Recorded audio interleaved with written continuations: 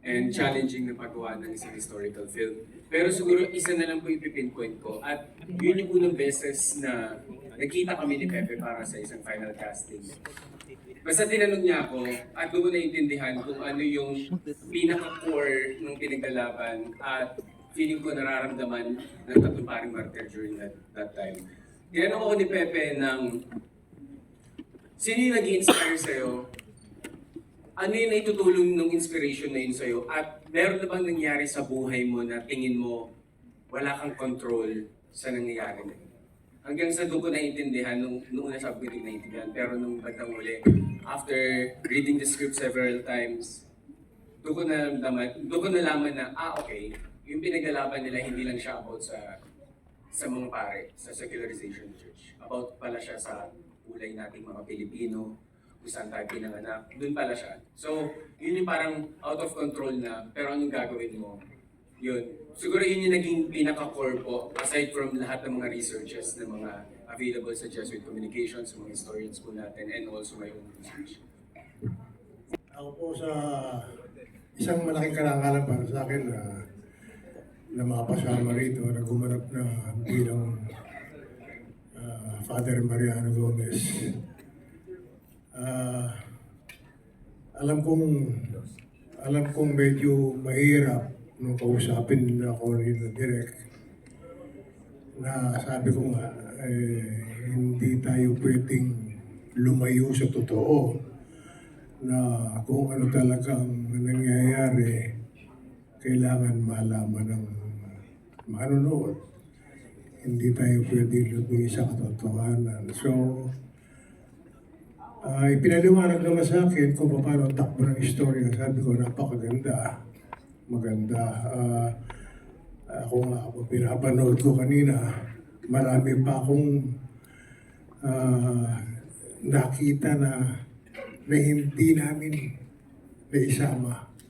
Na parang meron pa kaming ako sa palagay ko, na parang meron pa kaming dapat na mas ipapakita pa. Sana kaya lang medyo ahaba po ng ahaba ang istorya. And sa aming director na bagamat masasabi kong bata pa, pero mahusay. So, hindi po kami lumihis sa katotohanan na ibinigay namin kung ano yung magagawa namin. We did our best. At nagagalak naman ako itong mga kasama kong dalawa. Magagaling. Associate Chong. Ayan. Magagaling. So, sasamantalayin ko na rin. I would like to thank you all na nandito kayo. At sana po maging matagumpay itong ginawa namin gombursa. Ginawa namin lahat ang aming magagawa. Salamat po.